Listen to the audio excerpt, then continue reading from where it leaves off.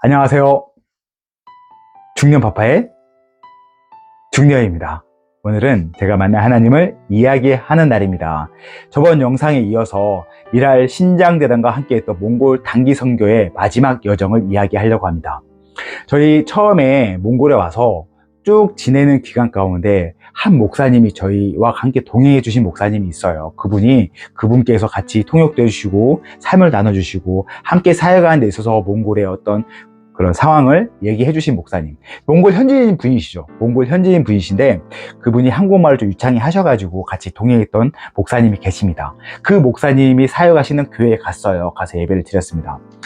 개척교회예요. 작은 교회고요. 저희 팀 한 20여 명과 현지에서 예배드리는 성도님들 모여서 한 50여 명 예배를 드렸는데도 꽉 차는 그런 예배당에서 상가 한 3층 정도에 있던 예배당으로 기억하거든요. 작고 약간 허름한 교회였지만 그곳 가운데 하나님의 임재를 소망하면서 하늘 그 부흥을 소망하면서 드렸던 예배가 기억이 납니다. 청년들이 예배 시작하기 전에 찬양 인도하잖아요. 여자 자매가 찬양 인도를 시작하고 뒤에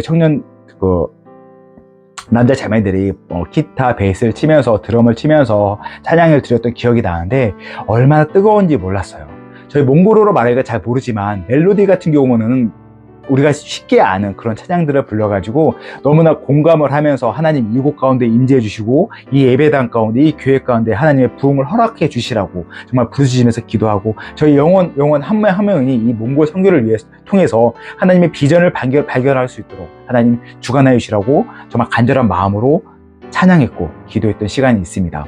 그리고 다이 목사님이 말씀하시고 선포하시고 그것 가운데 은혜 충만히 받고요. 또 마지막 예배 드리고 나서 그 교회 성도님들과 같이 교제하는 시간도 있었어요. 쉽지 않거든요. 몽골에서 큰 교회도 있겠지만 작은 개척교회에서 섬기면서 예배를 드린다는 게 어떻게 쉽겠습니까? 저희 지금 한국도 마찬가지잖아요. 시스템에 다 갖춰져 있고 몇천 명, 많은 인원들이 예배 드리면서 어떤 인맥관계나 도움을 같이 받을 수 있는 그런 교회에 출석하고 싶고 그리고 큰 섬김과 봉사보다는 나의 시간을 그냥 예배 드리고 바로바로 바쁘니까 왔다 갔다 하는 경우가 많은데 지금도 저희 교회도 대한민국 교회도 개척교회 가길 꺼려하시는 분 많잖아요. 근데 그것 가운데 어떻겠습니까? 하지만 저희가 정말 간절한 마음으로 같이 중보해드리고 기도하고 같이 섬겨드렸던 시간도 있었습니다. 그 목사님이 얼마나 힘들었는지요. 교회 운영이 안 되면 한국을 잠깐 넘어와서 건축일, 속된 말로 노가다라고 하죠. 그런 일도 하면서 돈을 다시 만들면 교회 가서 교회 자금으로 쓰고 그렇게 왔다 갔다 했던 시간도 있었다고 하시더라고요. 그러면서 한국말이 많이 느셨다고. 그 말을 듣는데 얼마나 가슴이 아프던지. 그래서 저희 교회에서 어느 정도 후원도 하고 또 저희 목장이라는 저희 교회 체제가 있는데 그 목장의 한 부분을 연결해줘서 선교사님들 후원하는 목장을 또 이렇게 초청하는 그런 아주 귀중한 시간도 갖게 되었습니다.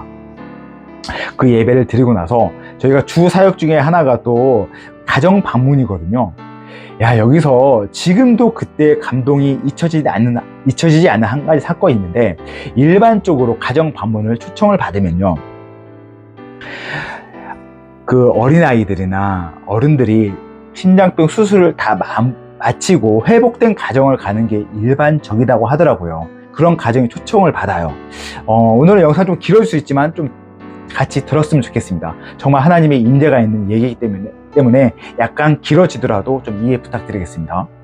그런데 그런 가정이 일반 초대받아서 저희가 풍성한 은혜 가운데 맛있는 밥도 얻어먹고 같이 기도하고 찬양하고 예배 드렸던 그런 일반적인 가정이 있습니다. 저희가 미랄을 통해서 가정 방문했던 게 한 10가정 안쪽인데 그런 가정을 많이 저희가 예배를 하고 섬겼던 시간이 있었거든요. 아침, 점심, 저녁 하루에 한 3가정 정도 방문했던 기억이 나는데 그러던 중에 한 가정에 갔어요. 근데 그 가정은 저희도 가던 버스를 타고 이동하던 중에 얘기를 들었는데 그 목사님을 통해서 얘기를 듣는 얘기가 뭐냐면 거기 어머님이 너무나 간곡하게 부탁해서 저희 미랄팀을 초청해 주셨다고 그 초청해서 저희 가게 됐다고 그 얘기를 하시더라고요. 근데 참고로 아직 심장병을 치료받기 전의 가정이라고 그렇게 얘기 듣고 저희는 갔습니다. 정말 기도하는 마음으로 갔어요. 그 가는 여정 가운데 참 마음에 불편한 점도 있었어요. 왜 그러냐면 이제 얘기를 드리는데 실질적으로 몽골의 어떤 상황이 많이 어려워요. 한 달에 열심히 벌어봤자 한 3, 40만, 우리나라 돈으로 3, 40만 원 정도 월급을 받고 사시고 그걸로 이제 생활을 하시는데, 근데 아이가 아프다는 게 얼마나 힘듭니까? 저도 자녀가 있고 가정을 꾸리며 살지만 아이가 아프면 그렇게 힘들잖아요, 부모의 마음으로. 근데 그때 초청받은 집의 가정은 아이가 4살 정도 먹은, 5살 좀 안 된 아이인데 초청을 받았어요. 받았더니 저희 왔다고 정말 풍성하게 상다리 부러지도록 음식을 차려서 저희를 환대해 주시는 거예요. 그 어려운 상황에서도. 어떻게 먹는데 힘들잖아요. 하지만 그분들의 섬겨주는 마음을 감사함으로 성경을 받은 것도 은사라고 맛있게 먹었습니다. 맛있게 먹고 쭉 얘기를 듣는 거예요. 목사님을 통해서. 그리고 방금 말씀드렸던 그 개척교회 몽골 현지 목사님이 통역해 주셔가지고 그분 통해서 얘기를 듣는데, 그 어머님이 아이가 태어나서 얼마 후에 심장병이라는 걸 알게 된 거예요. 그래서 그 아이를, 첫째 아이고 딸인데 아이가 아파하니까 얼마나 가슴이 아프겠어요. 그래서 물어서 현재 지금 몽골에는 심장병 아이를 수술할 수 있는 여건이 안 됩니다. 그걸 하려면 한국으로 와야 돼요. 한국으로 와서 수술을 받아야 돼요. 그래서 친척들을 물어서 한국의 어떤 병원에 가면은 아이들 심장병을 수술할 수 있더라. 그 정보를 받고 친척들 다 모여서 돈을 다 모아준 거예요. 저희 나라도 과거에 어렸을 때 친척들이 막 돈 모아줘서 자녀를 치유하고 그랬잖아요. 그런 것처럼 몽골에서는 친척들 다 모여가지고 다 돈 모아서 몇백만 원 만들어가지고 비행기표를 사서 한국에 넘어와서 그 아이를 부둥켜 안고, 아무것도 몰라요. 한국말도 잘 모르고 뭐 안녕하세요 기본적인 것만 알고, 저희 나라는 영어나 일본말이나 좀 알지만 몽골어 전혀 모르거든요, 일반 사람들이. 근데 그 어머니가 호를 단신 아이만 품고 한국으로 왔어요. 나스 땅에 왔어요. 와가지고 진짜 물어서 서울에 한 병원을 갔대요. 거기서 접수하고 뭐하고, 그 상황이 있을 거 아니에요. 지하철 타고 갔던 그 시간 가운데 접수하고, 병원을 가서 접수하고, 의사 선생님 만나서 얘기에는 진짜 말도 안 되는 상황 가운데 간 거예요.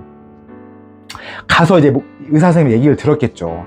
아이 사진을 찍고 이제 상황을 보고 하는데, 진짜 이 돌박치는 아이, 정말 어린 아이, 그런 아이를 이제 부둥켜 간 거죠. 한 3박 4일 정도 여정을 갖고 갔다고 하시더라고요. 이제 모텔에서 주무시고 이렇게 하면서. 그 아이가 이제 병원에 가서 진찰을 받고 확인을 해보니까 의사 선생님이 그러는 거예요. 이 아이가 심장병 수술은 받을 수 있습니다. 근데 지금 상황이 많이 안 좋아요. 받더라도 회복될 가능성이 없습니다. 그리고 심장병을 받는다 하더라도 그 당시에 한 2천만 원이 든다고 하더라고요. 이게 의료보험이 안 되니까 아이를 치료하는데 2천만 원이 든대요. 제가 사는 이 순간에도 2천만 원의 돈이 정말 큰 돈이거든요. 근데 그 몽골에서 한 달에 3, 40만 원 월급 받고 한 3, 400만 원 친척이 다 모아준 돈으로 한국 왔는데 2천만 원이 어디 있겠습니까? 그래서 정말 눈물을 팍팍팍 흘리면서 가슴에 그 아이를 품고 다시 몽골 땅으로 갈 수밖에 없는 거예요. 그 마음을 갖고 갔대요. 아이고 내 새끼 하면서 아이를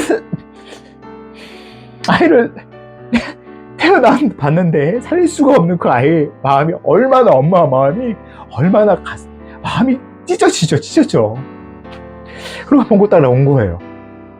죽음의 날을 기다리면서 하루하루 그냥 그런 시간을 좀 보내는데, 그러던 중에 어떤 몽골의 선교사님을 통해서 미랄 얘기를 듣게 되신 거예요.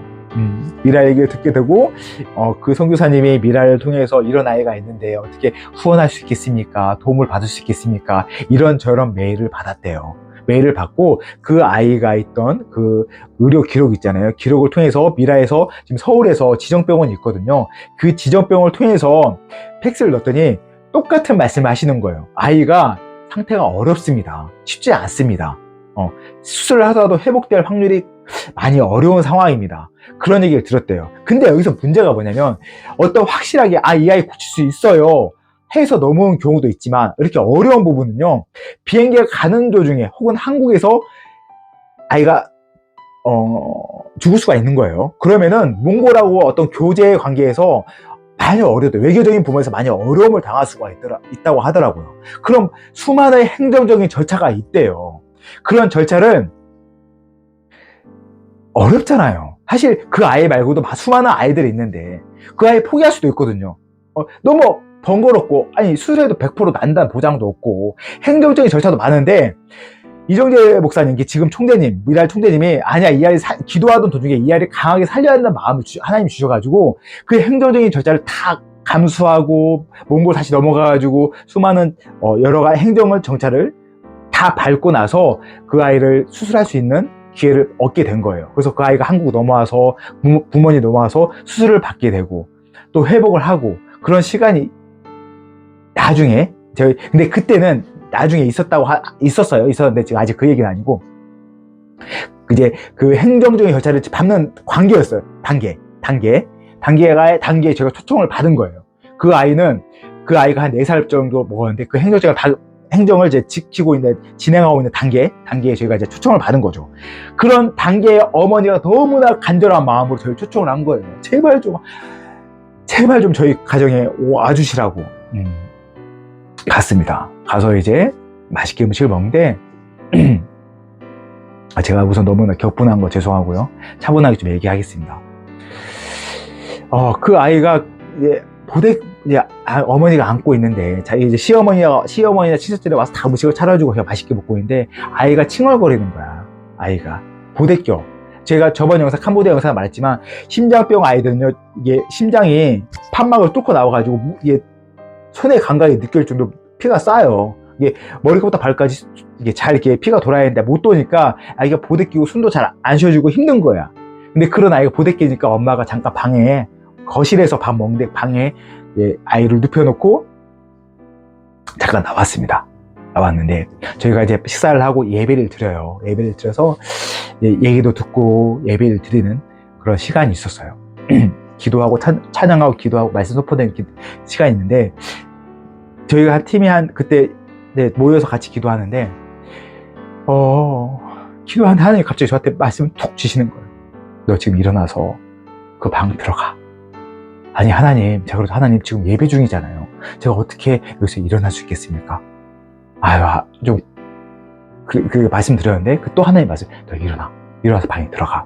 그래서 그 마음에 순종하고 조심히 들어와서 일어나가지고 그 방에 제가 들어갔어요. 정말 작은 추업한데 그 아이가 누워있는 거예요.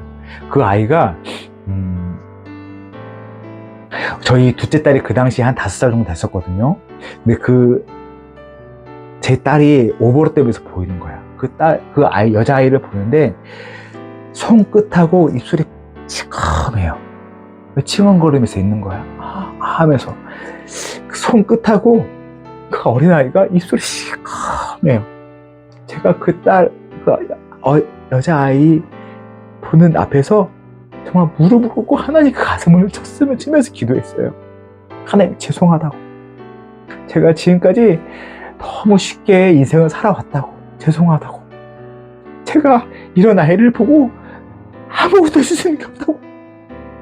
인생을 너무 쉽게 살아가지고 하나님이 허락한 24시간을 제가 주님의 권능으로 하루를 살아가는데 너무 쉽게 살아와서 이 아이를 하나님이 보여주셨는데 하나님이 이 아이를 이 눈앞에 보여주셨는데 내가 도와주실 게 아무것도 없다고. 너무 제가 아무 힘이 없는 게 너무 죄송하다고. 하나님 너무 죄송하다고.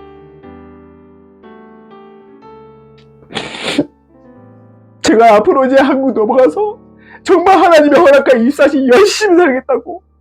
정말 최선을 다하겠다고. 하나님이 때 보여주신 이 아이들 고아와 가문을 돌보라고 주님의 명령 가지고 살아가라고 지금 선포하셨는데 제가 아무런 힘과 능력이 없어가지고 하나님이 나한테 달란트를 맡겼는데 제가 게을러가지고 땅에 묻었던 그 시간이 너무 억울하고 분하다고 주님 죄송하다고 가슴을 치면서 울었습니다. 그리고 회개하고요. 다시 예배자로 갔습니다. 너무 제가 억울하고 분하더라고요. 왜 내가 이렇게 막연하게 살았을까? 대충해서 인생을 살았을까? 하나님이 이렇게 저에게 비전을 주셨는데 나는 그의 시간을 헛되이 썼을까? 정말 열심히 살아야겠다. 정말 최선을 다해서 하루를 풍성히 살아야겠다. 그런 마음을 그때 제가 결단을 했습니다. 그 아이를 바라보면서. 그 아이의 이름이 아민군주라는 아이입니다. 아민군주. 그렇게 저희가 그 어머니를 위로해드리고 아이를 바라보면서 기도하고요. 그 가족들이 이제 친정어머니나 다른 이모들이 오셔서 음식을 차려주셨다 했잖아요. 정말 손 다 잡아주시면서 제가 정말 기도하겠다고. 그런 시간을, 예배의 시간을 가리고 그리고 그 집안을 나왔습니다. 그리고 여러 또 가정 방문을 했어요.